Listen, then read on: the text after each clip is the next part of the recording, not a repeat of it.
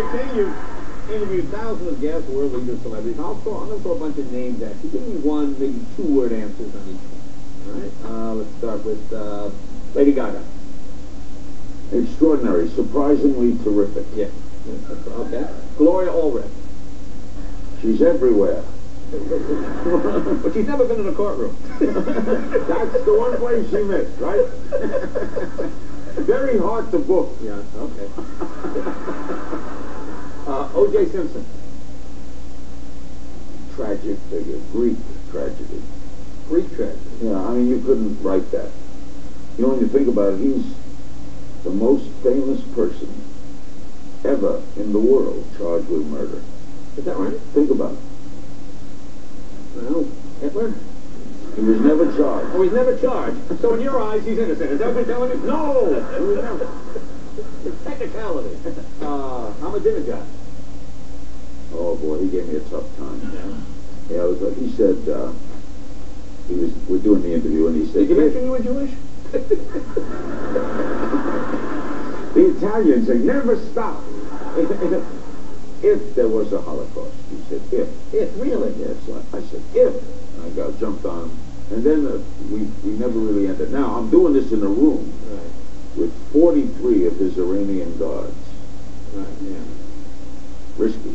Yeah, that would be risky. Either that or one Italian host. Right. You take any chance. Rush Limbaugh. He's a showman. I never buy what he says. Right. I think he's an entertainer. I think it's a bit. Okay. Michael Dick. Incredible talent. The best. I mean, I've never seen a guy can run and throw like that at the same time. And I don't think he's invested in Petco. Right. Yeah. But maybe I think he's rehabilitated? Yeah, I would let him have a dog. He's asked to have a dog. Okay. All right. Okay. Wouldn't you? You have a cat, right? I'm not sure. I mean, in this country, if you're good at athlete, suddenly you're forgiven for everything you've ever done. Yeah. So that is something. If he's playing terribly, like people are still on the fence with Tiger Woods. As soon as he wins, it's okay. Well, I'm not quite sure. There is a second guy. It's a touchy one for me. That's a touchy one. Vladimir Putin. I like him very much. He was very kind to me. Boy, he did a thing last time he was on. Larry, King Larry, come to Moscow. He doesn't look like a guy you'd want to cross. No, I wouldn't have. He looks like a mean guy. He ran the KGB. Right, exactly. So yeah, good thinking, Jay. Yeah, right there. No, there's a reason you got this show. Yeah. It's kind of settled. Hitler was never charged. I didn't say it. He was the most famous. I just need a quote for the most famous person ever charged. I never thought about that. Now I know you love telling jokes, and I love comedy. I love comedians. Right. I remember the first time, or many times you were on the show. Maybe we got a clip of you on the show. Well, we do have a clip. Yeah, this was like, all right. Well, look at Jay on my show. Could you explain before we break and take some calls the way you dress? With some black jacket with white flecks, a pink shirt, and a red tie with Z's and C's on it. Well, they wanted to check the color track. I mean, is this the way you always dress? This is the way I usually dress. Now, I know you want to do some stand-up. Yeah. Okay, let me, by the way, when I go out, I speak at conventions. Yeah. This next year I'm going to tour. I don't do jokes. I do stories. Okay. But for you, a joke. Ladies and gentlemen, please welcome the bright young comedy starling of Larry King. Thank you very much. All right. Now, normally I don't do jokes. Normally I just tell stories. But Jay asked me to do a joke. Let's do this a joke. There's a train that goes every night from New York to Chicago. Leaves New York at 11 o'clock, gets to Chicago 8 in the morning. It's an all-night train. It's an all-sleeper train. All Pullman cars. 2 in a Pullman. All night to Chicago. Man checks in. He's getting ready to go to bed. The door opens. The next passenger comes in. It's a woman. Now, normally Amtrak would never put a single man and a single woman in the same compartment. But the woman said she had no complaints, and it was the last seat, and she had to go, so they let her in. Man gets in the upper berth, woman gets in the lower berth, and the train begins its trek to Chicago. In a little while, the man leans over and he says, Miss, can I borrow a blanket? And she says, you know, We've never met before.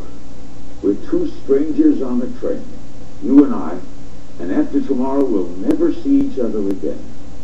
So how about, just for tonight, how about we play man and wife? You and me, all night on the train, man and wife. Guy says, you bet. She says, good, get your own damn blanket. One more. Now, remember, I tell stories, long stories. So if you're watching this to book me, I don't do jokes. I do stories. Two men are walking down the street. Jay loves animals. Two men are walking down the street. One's got a German Shepherd. One's got a Chihuahua. Walking down on a leash. They come in front of a restaurant, and the man with the German Shepherd said, I'm going to go in and have lunch. The other guy says, you can't do that. You got a dog. He says, watch. Puts on a pair of dark glasses, walks in. Maitre d' comes up, and he says, I'd like to have lunch. The maitre d' says, I'm very sorry, sir, you have a dog. He says, but I'm blind. The maitre d' says, oh, my deepest apologies. Throws him to a table. The guy with the Chihuahua sees this. Puts on a pair of dark glasses, walks in. Said, I would like to have lunch. The maitre d' says, I'm sorry, sir, you have a dog. The man says, but I'm blind. The maitre d' says, but you have a Chihuahua. The guy says, they gave me a Chihuahua? Funny. Thank you. Larry King, ladies and gentlemen.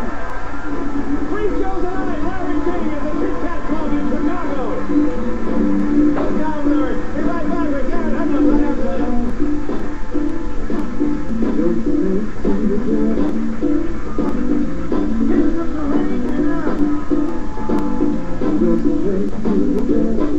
For you Swan Queen, the exquisite Ministers.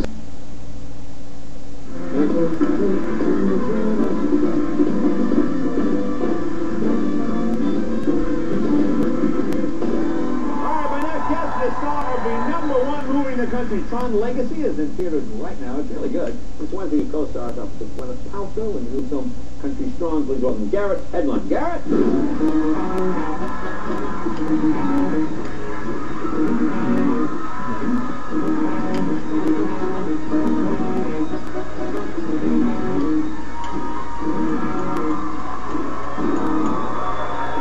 Have a seat, my friend. Congratulations having the #1 film. That's pretty good. Thank you very much. Not as big as sitting in between, two iconic birds with one stone. That's right.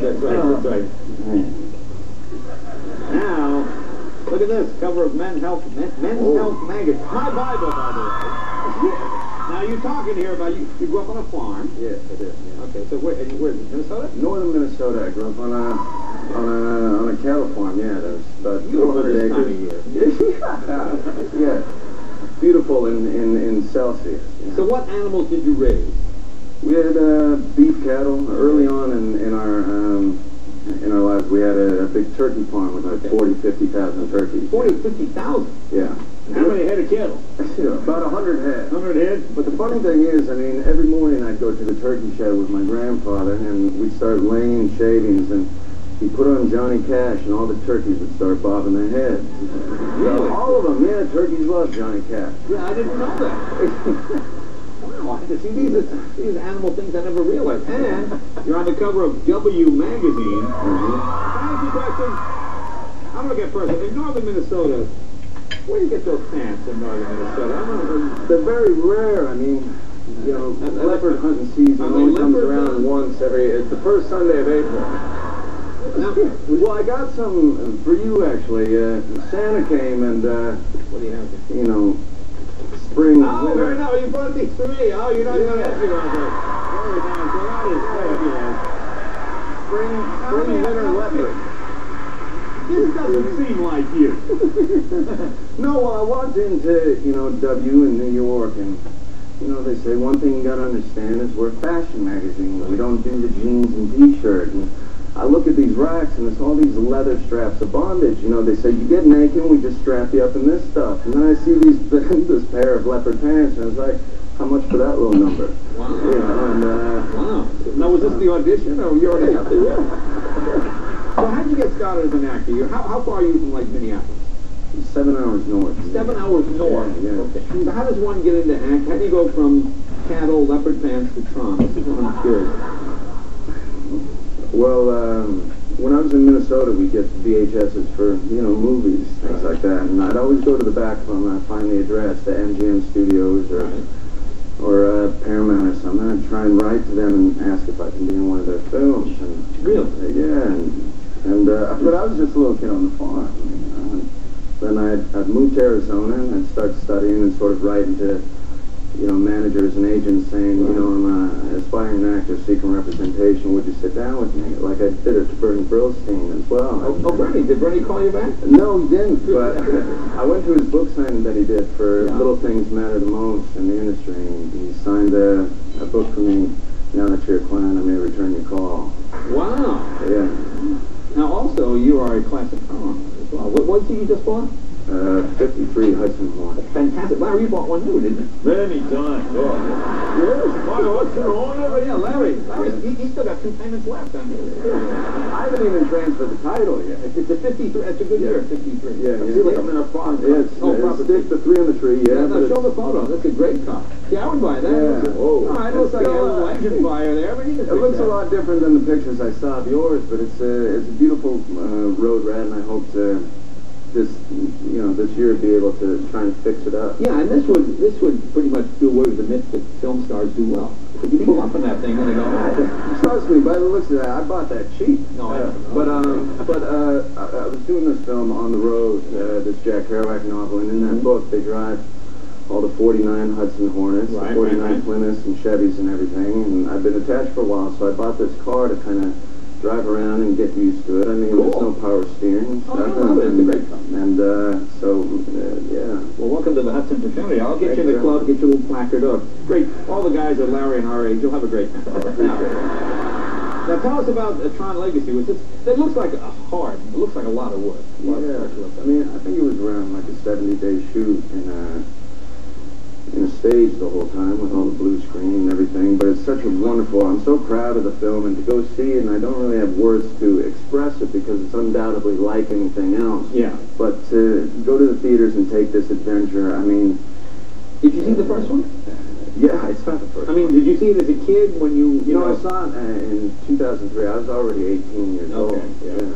Okay, so you think, this would be... No, I just think it's so surreal to be a part of this film now, and, to go back and watch that film and to see the maniacal Jeff Bridges running around like this, and also Steven Lisberger, the creator, his mind, and how to create this sort of world of being inside the computer. Yeah. I mean, what goes through a mind like that? So it's very surreal that I'm a part of this right now. So what's going to happen in this clip? Is this where the games begin with the disc? Yeah, I think it's the beginning of the disc battle. Let's take a look. John, look at this.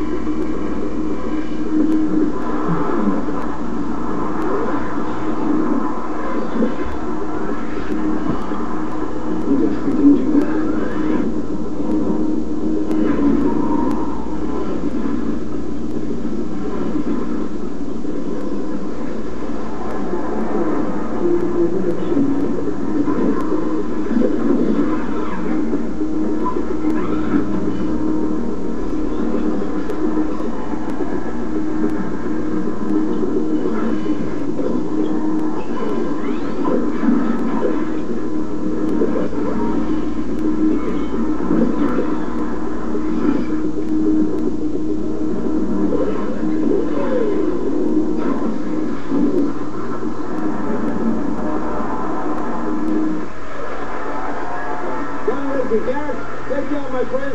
Be right back. Music from Pink Martini right after this.